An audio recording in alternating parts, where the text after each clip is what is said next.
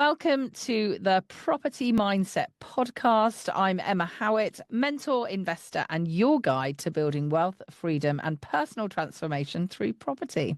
Property isn't just about bricks and mortar, it's about building the life you truly desire. In this space, we don't just talk about strategy, we deep dive into mindset. And that really is something I found is often missing in every other industry, but has been a real game changer in the professional property circle. So today I'm thrilled to have a local investor to me and an absolute inspiration, Sunil Popat. How are you, Sunil? Yeah, fantastic, Emma, and thank you for inviting me to your podcast. It sounds really exciting because you're talking about mindset, and that's passion of mine, and I think it's good that people, yeah. So I'm really excited to be here and talking to you and see Fantastic. different hats that you wear. Absolutely. Well, let's jump straight into it. So, yeah, on the hat theme, you have worn many hats over the years. You've had 30 years as a buy-to-let landlord, and then you've moved into development. You were obviously a landlord for many years, and then you moved into a letting agent. You have been very generous with your time and knowledge. And now you're suddenly on TikTok and a creator and really a wealth mentor as well. So which roles have really challenged your mindset the most, and what have you learned from it? Yeah, I think that's a really great question, Emma. So thank you for that. So yeah, I am still a landlord. I'm sort of still, that is our core business, being a landlord, being a buy and hold properties. That sort of led in 2008 to sort of people coming to us and say, well, you manage your own properties, could you manage ours? So then we set up the letting agency that turned into an estate agency called Family Homes. So the core part of our business still remains, and then we went into some developments, and so it's just added on, etc. So because of our shop front and the way we are and everything else, people think, oh, it's an estate agent. And even from my own mindset, I was thinking, well, am I an estate agent? Am I an investor? And I went through this phase of actually having an identity crisis. The core item was is that the investor part was always going to make us more money, and the investment part was at the core of what my beliefs are and everything else. The estate agency is a business that we run. I'm not an estate agent at heart. Yes, we will sell properties. The marketing is more there, but knowing yourself in terms of the mindset is so important, I think. And I said there was an identity, and yes, there is times when you go through these things, and then you lose momentum because you're going, am I going this way or this way? Am I growing this business or that business? And I think a lot of people who have multiple businesses do find that where their focus is and where it's important to focus. Fantastic. So it definitely seems like, and having known you, so just to let everyone know how I first met Sunil. So really early on, when I was very young in my property journey, I went to, I think it was a PIN meeting, a local PIN meeting, and Sunil was there. And he was literally the most friendliest person there. And he mentioned that he also ran another networking event, and I was really fortunate to attend that. And I've never been so terrified in my whole life. It just was full of such successful people, it seemed to me.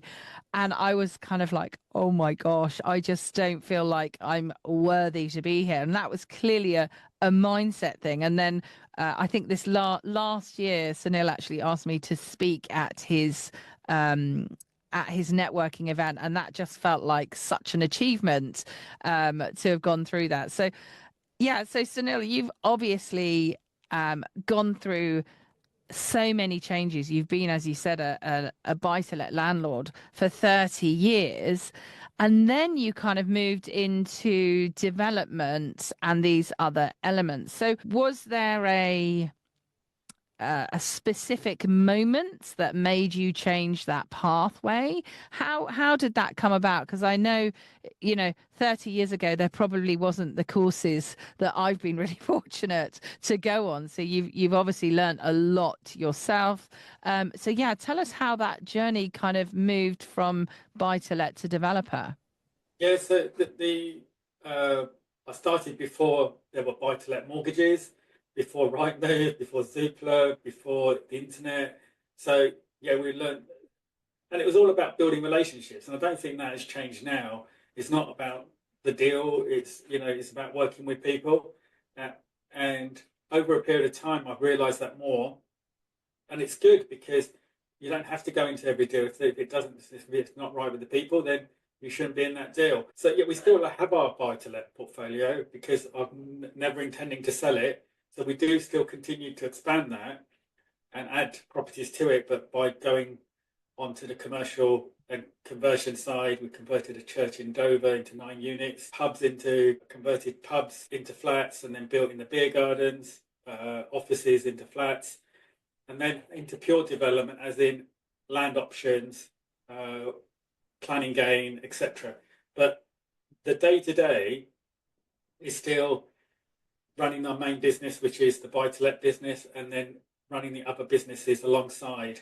And they go hand in hand because as the properties are completed, they go into the portfolio continues to build. As I say, the challenge, the decision to go into developments in a smaller scale is because there are less opportunities from a residential point of view, but there were commercial properties on our doorstep. And I saw other people saying, convert the office, convert this, convert that. So that was part of it, to say, oh yeah, rather than just buying 1 unit at a time, we could buy this office block, which is just across the road from our offices, and we could convert those and get 6 units at a time. So it's to try and scale up quicker. That was the reason for doing that, and also the money, of course, because you're getting additional rents. One of the other things was, Emma, is that the main portfolio is there, and it still continues in my own name and in a company. And then we set up another company just to put 7 or 8 units in there. And this was done to de-risk many ways. If anything happened to the main portfolio, then we still had seed capital to borrow from that other part and start again. So it's maybe, not putting all the eggs into one basket, but to have a number of companies where you hold different properties. So if anything happens, it's not all in one area. And in terms of area, yes, I have properties in Kent, mainly in Sittingbourne, some in Reading and Stoke-on-Trent. And again, that's done to have different capital growth in the south and rental income from the properties in Stoke and things like that. And I was living in Stoke for 3 years, and that's the time when I found properties up there. And we still hold them, but we don't expand up there now because of distance. We continue to expand on our doorstep. I actually went to Sunil's church. I was also looking in that area, and I said to my business partner at the time, I said, "Oh, look at that church." We'd also just been looking at a church. So anyway, we went in and we had a little walk around. I don't know if I've told you the story. And there was I think a surveyor there or something, and we were having a chat, and they said, "Oh yeah, I think it had been on the telly or something, hadn't it? Homes Under the Hammer or something." And they said, "Oh yes, it's the chap from Family Homes." And I was like, "Oh my gosh, is it Sunil?" And I was like, "Oh, that's so exciting."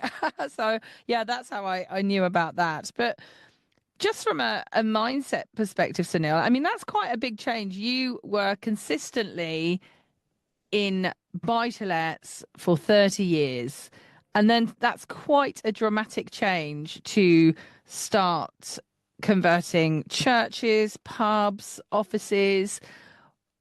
There must have been some kind of support, some kind of you changed internally to be able to do that, because as a people we do more of the same, don't we? And it might be a slightly different postcode, but how did you was there something that set off that change? I mean, you spoke about there not being as many deals, but how did you get that mindset to go from sort of basically those single properties to pushing it into multiples?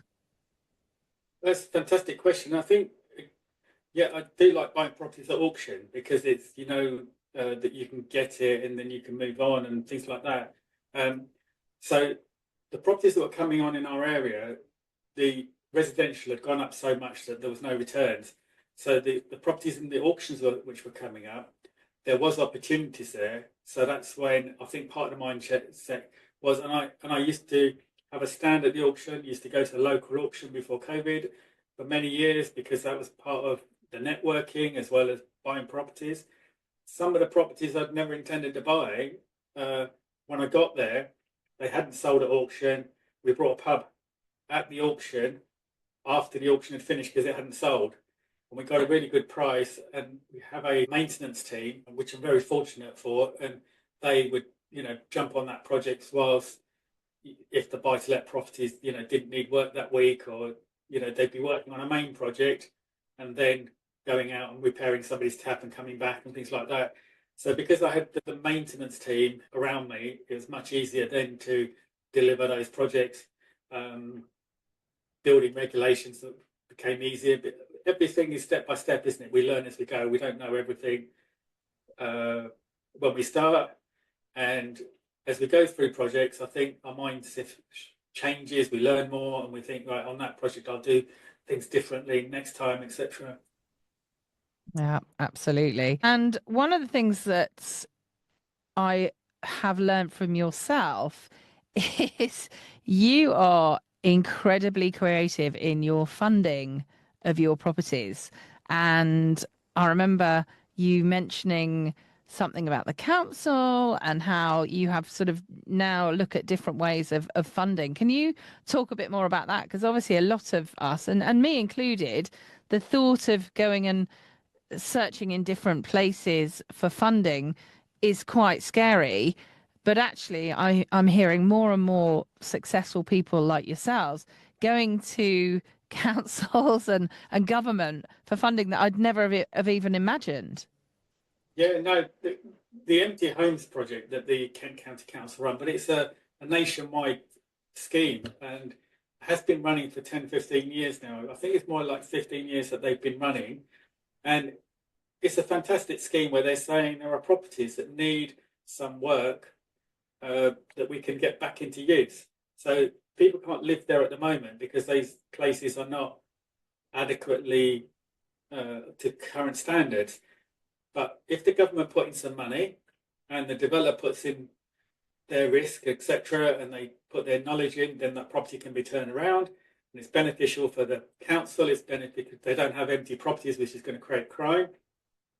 It's great for the developer, and of course, it's providing accommodation. So it was a win-win situation. So in the current one that they're running, it's the one unit is £25,000, and this was on a 0% for 3 years if you're going to let it out, and which our normal business model is to buy it and then rent it out. So we'd go to the council. The council would say yes, but they would need security for their 25,000. We'd have to provide all our accounts were in order, etc., etc. So as long as you met the criteria, ideally like normal stuff, then they would send over the money.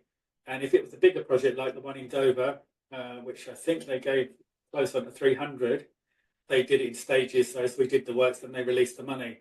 And then as the properties are finished, tenants move in, we remortgage and we pay them back. So it really is a fantastic scheme. And I know, the government, the local councils are working to get more grant funding to make sure it's not a grant to the developer, but they have to get approval from central to get the money. Then they can lend out to developers. They're also doing development finance, which is great. It's at a percentage interest rate. So it's not 0%, but it does give the developer an opportunity to work with the council again. And they're lower than the normal commercial rates. And you're dealing with not a commercial bank with, who are going to be in there to make a profit. So yeah, I think it's looking at all the schemes coming out, looking at things and seeing how it fits. But I think there's a lot more creative people around there than me, but it's helped us tremendously. Interesting. And with Yeah. that development finance, is there very strict parameters? Are they looking to grow a certain, is it like commercial conversions, or is it new builds? Are there any parameters around that? No, nothing. There's no. We've got a development at the moment which is just 2 flats, and they've lent on that because we'd actually built the foundations, got the planning, got the foundations in, actually built the full structure, and it's over 3 floors, windows and doors and roof was in. And then we went to them and said, oh, we need some more money. And they could see the investment, so they paid that money back in that we were able to pay our lender back, and then more money comes through. But that's just on the conversion side. That is it's great, but for my wife Geeta bought a property in Dover, and she borrowed 25,000 from them. Was able to then turn it around, do the works, and then I think the third year has just finished, so the value of the property's gone up. She's been able to remortgage and give the council their money back, and she's got that property. So it does give people really opportunity to move forward, because we're all looking for money, aren't we? So for them to do that, it's been fantastic. And the gentlemen there, that they do come out, they do look at the projects, and they are there to help as well. So there's not like traditional banking. And I think it's really generous as well, isn't it? The 3 years. So actually, even if the project, you get it going and then it's not quite the right time to perhaps refinance or do something, you can actually have that flexibility. And that's really incredible. It is, yes, because I think Geeta's project got finished in 6 months, but then the equity to go up in order to remortgage, and her remortgage was coming up, so it all tied in together. So yeah, and then they get their money back. They recycle that money and lend it to somebody else. They may lend it to you directly, or they may lend it to somebody else or give it back to you. So that they are, as I say, it's been very, very fortunate for us that their schemes are running. Yeah. Or you have lined up your next one and they lend it back to you again. Yes, absolutely. Take your money back. Can we have it back, please? Exactly. That's the way to go.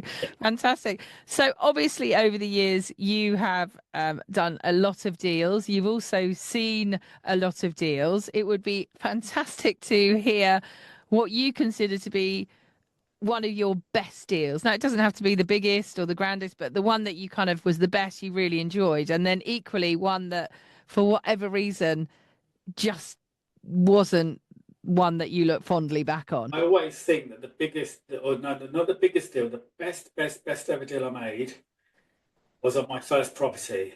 Okay. In Middlesbrough, and I paid £15,500 for it. 1.5 was that? 15,000, yeah, what 15,500. Wow. And it was 100% mortgage, and I paid £200 to the solicitors.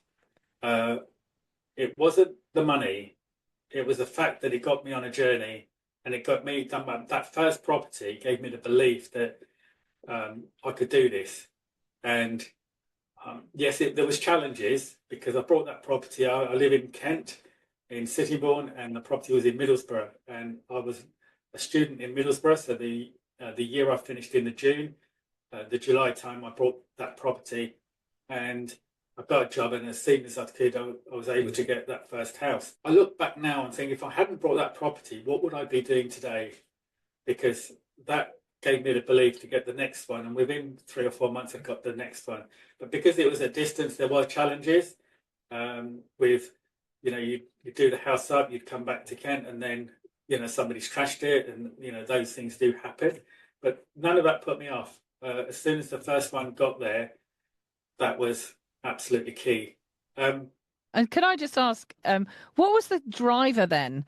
Because there's a lot of people that, many years down the line, they think, oh, I'd really love to do that, but they just never get over it get it over the line. What was the driver for you to really make it happen? And it sounds like at quite a young age as well. Yeah, I think I went to a business school or a business course, and I'd always wanted to be in business.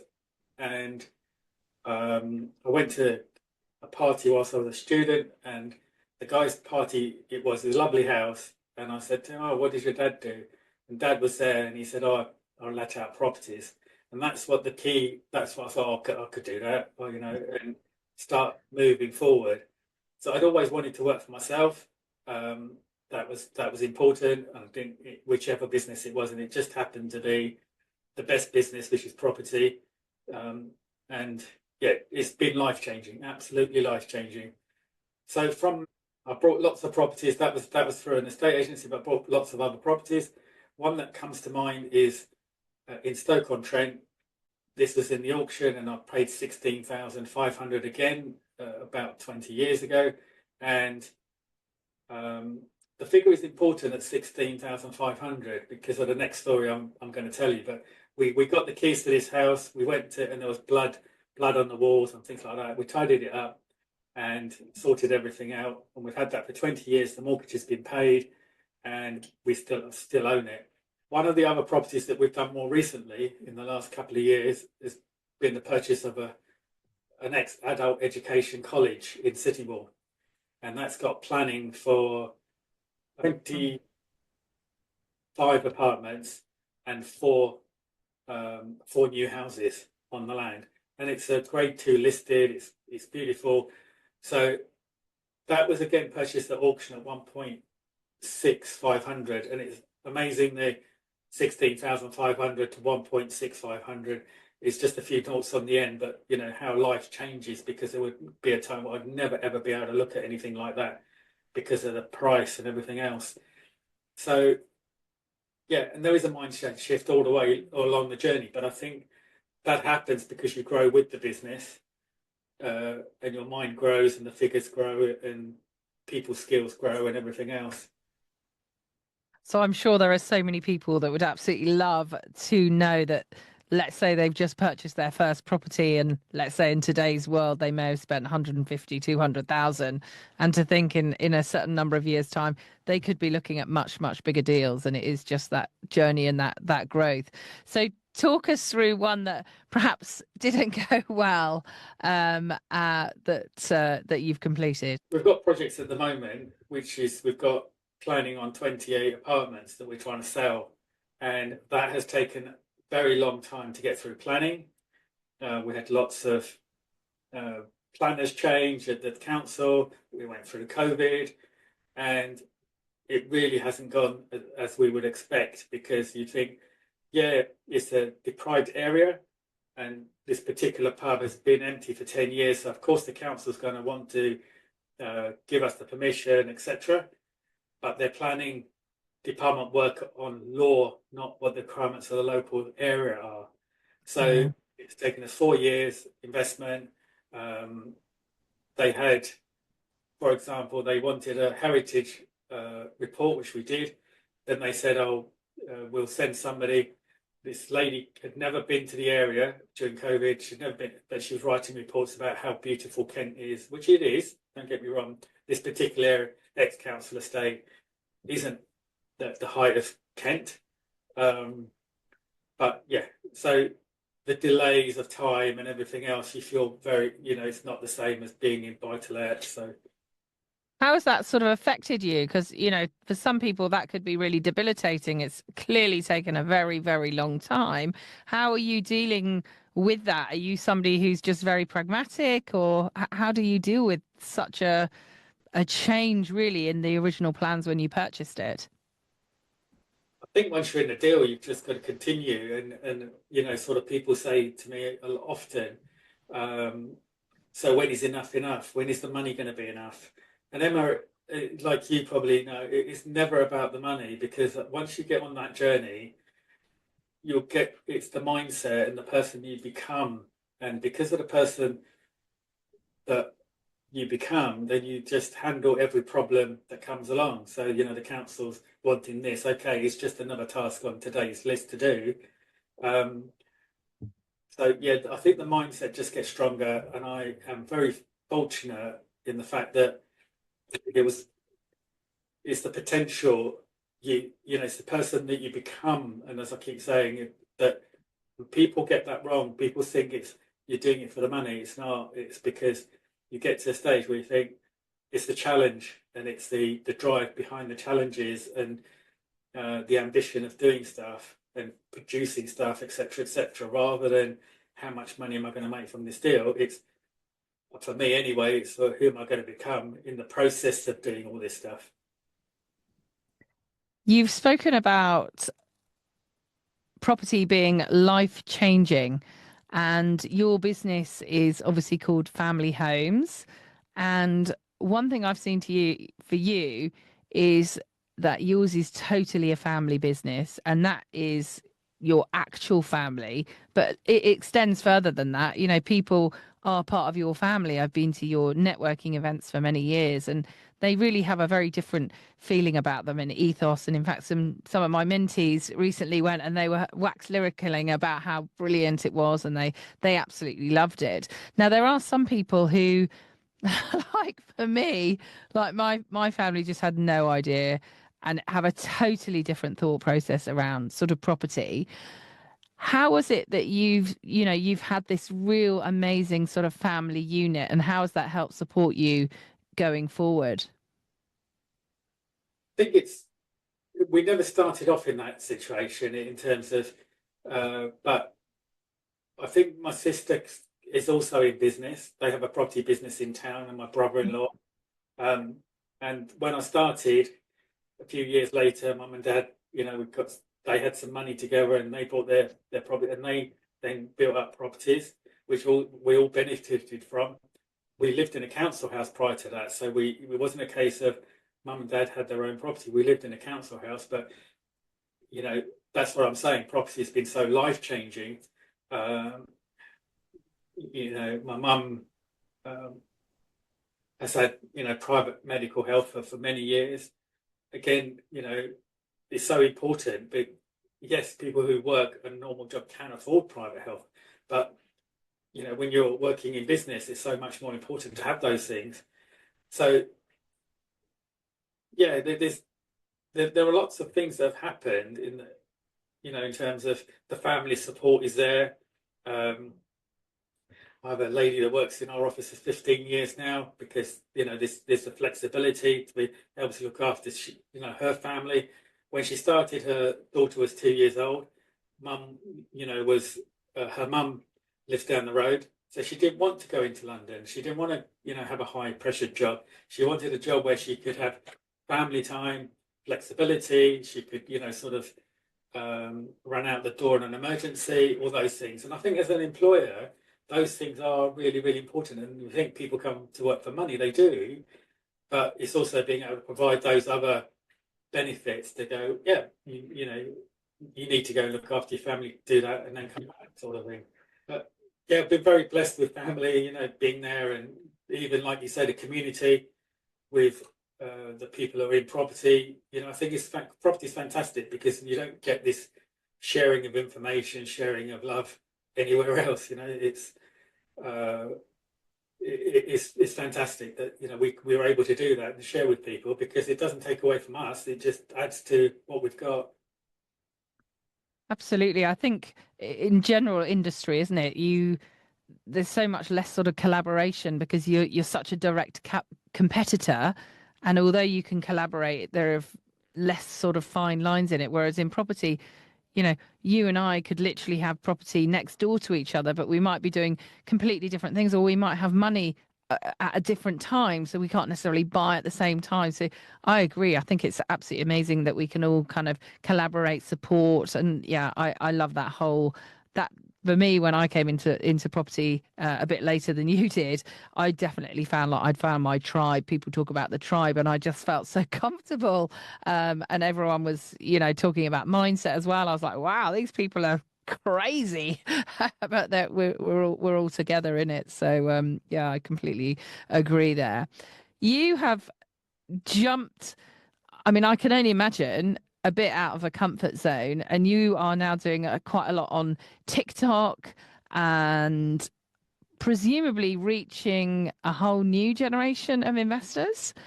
Are you seeing some different kind of feedback from those, perhaps that different generation, or are you, able to find new people? Are there kind of big myths that you're helping them bust about property? I think the world has changed and it's changing and it's dramatic. Even when we look at the politics in America, or love Donald Trump or not, but the social media, he's giving a broadcast, and we're in the UK, and we can listen to that broadcast. He's communicating directly, not with just his voters in America, but the whole world. And this is what we're doing, and this is how they are helping their citizens to move forward. And I think, yeah, for me, I know that's not the same scale, but the fact that the world is changing. The TikTok, yes, I'm not a TikToker, but you have to do these things in order to reach different people. If we don't, things will change. And I'm seeing, and I have this vision that a state agency as we know it will not be there in 10 years. So this is our office and it goes around the corner here, but offices on the high street will not be there because they're going into areas which are cheaper, or industrial estates, because they can work from anywhere. We used to have about 20 estate agents in the high street here.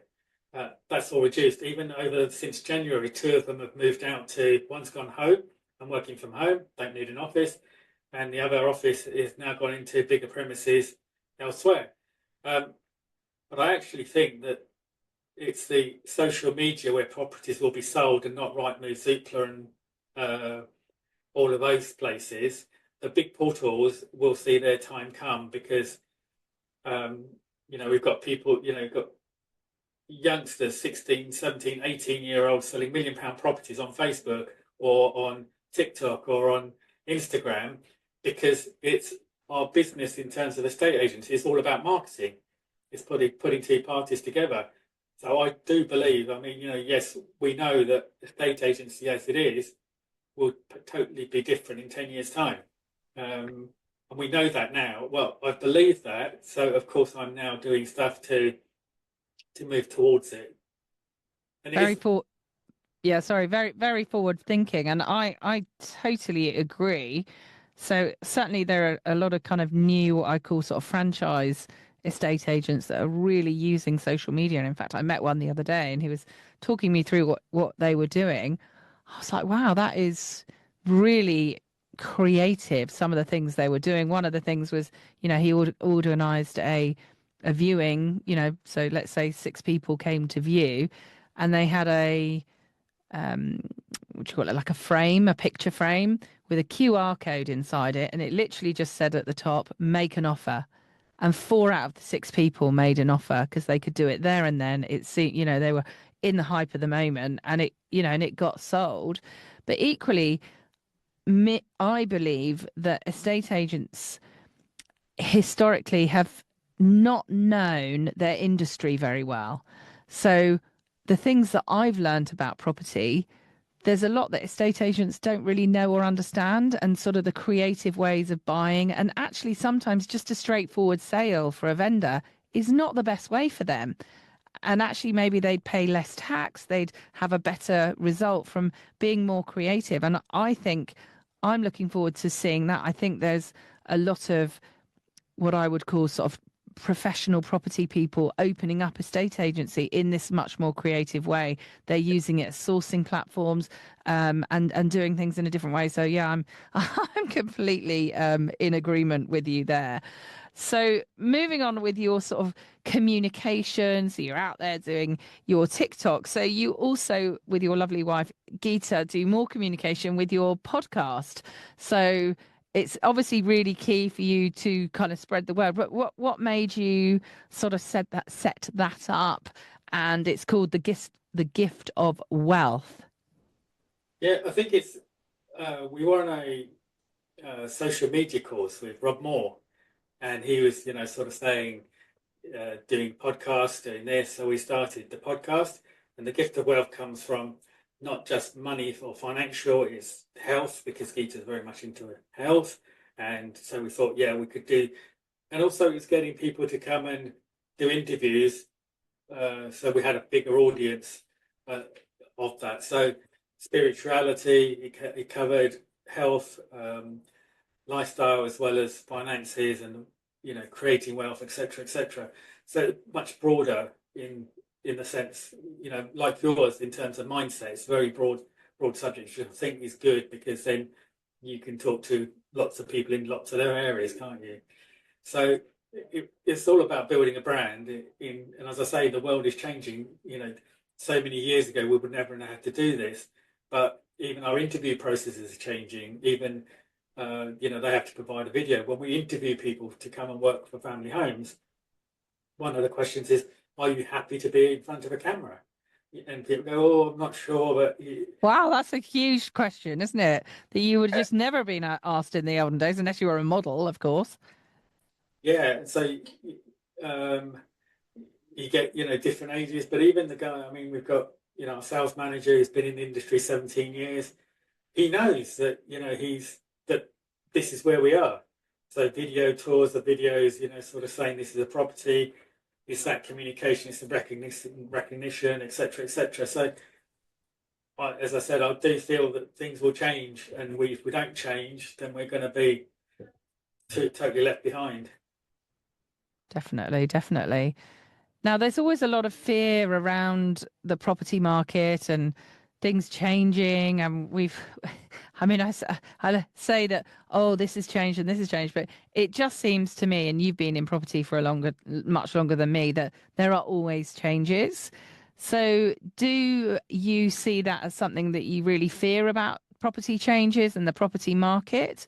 How do you sort of manage this knowledge that things are changing? How do you stay proactive? I think it's education and being, sort of involved every day because, yeah, before when I first started, before the buy to lets even came in, anybody could let a property out, and it's very easy to go, like you, here's the set of keys, and we'll sign a contract. It could be 2 pages, and now there are so many laws. There's 170 laws that affect a landlord and a letting agent, where with gas certs, electrical certs, EPCs, deposit protection, immigration checks, etc., etc. And we've just learned to accept it and go, yeah, that's fine, and we will, because we're so far invested, and it's always, where is the opportunity with the changes? Even now, we've got Renters' Rights Act coming in very soon, and we're looking at where are the opportunities in there, not just yes, we're going to have to do more work. A lot of our tenants have stayed with us 15, 20 years, so we're not in the business of evicting people unless they've not paid their rent. And the new law, Renters' Rights Act, allows for that situation that, if the tenant doesn't pay, then they will be evicted. So there are opportunities, and they hope that the law is setting up to, better for the tenant. But if you're a good landlord, you're going to provide good accommodation, you're going to keep that tenant longer, you're not going to allow them, you don't want them to leave, etc., etc. So yeah, I think it's just looking at the opportunities and staying abreast of the education, and that is a total challenge. Time, just continually getting more information. If you could change one thing about the property market overnight, what would it be? Government. Oh, I love it. Oh, yeah, that would make things easier, wouldn't it? I think when we look across the pond, and we don't know what's going to be happening, but there's some dramatic changes happening, and I think it would be nice if we could have some of those. Yeah, the biggest impact on most property businesses, including ours, has been the introduction of Section 24, the Finance Act, introduction of new laws, taxes, us having to provide more information to the government, and no, they do not give us anything back. And now they're like, yes, we would like to charge you more tax. So every time they charge us more tax, we have that money goes to them. So we are not able to employ more people. If we employ more people, they have an income that they're going to spend in the local community or on Amazon, wherever they want to spend it. But they get pride as well because they're working. So, yeah, the government has been our biggest challenge, not the tenants, not the landlords, not anything, not the properties, not the strategies, it's the government who have really affected not just my business, but a lot of property businesses. Have a four quick fire round questions to close with, if that's okay. So, number one, who has shaped your property journey the most? I'd say my mum, because she's been such an inspiration. She came from a business family, and she'd always be, have you seen this property? I'd go home a couple of weeks ago. We bought the office next door, and I said, "Oh, Mum, we bought the office next door." And the question was, "Did you get it at the right price?" Which she's 90 years old, and I thought that was Wow. very profound. It's, yeah, you could buy it, but did you get it at the right price? And she was very pleased, but her business side also, but she's always encouraged both myself and my sister in everything that we've done. So I think she's had the biggest impact over the longest period of time. Beautiful. Well, I can see why you have such a, a great family in learning through that as well. Number two, what book has influenced your mindset the most? Um, I've read a lot of books in terms of wealth creation, but I think The Magic of Thinking Big was one of the first books I read, and that was very good because it did sort of open my mind. And the other book was by W.H. Stone. He's an American author, and he wrote Little Hinges That Open Big Doors. And again, that was a really good book because it was all about persistence and about, moving forward. Napoleon Hill, not Thinking Very Rich, but there's been other books by him, and they've been very useful as well. Yeah, was that Clement Stone? Yes. Because him and Napoleon Hill wrote a few books together, didn't they? Yeah, one of those books, yeah, was one of my key ones as well. Brilliant. Number three, if you could only invest in one type of property, what would it be and why? I think our core business is around 2-bedroom properties. So I would invest in a 2-bedroom with a small garden back and front. Um, so yeah, little family starter rather than bigger properties.